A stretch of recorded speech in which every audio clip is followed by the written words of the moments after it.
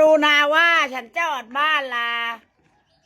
ะกี่นาทีอ่ะให้ดูนี่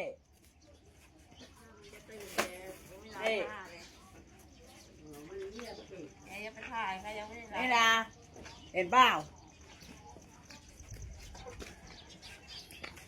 แม่ค้าสวยสวิงลิงกิ้งค่ะนี่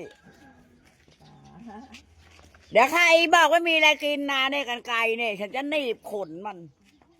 นี่ของฉันเยอะขนาดไหนดู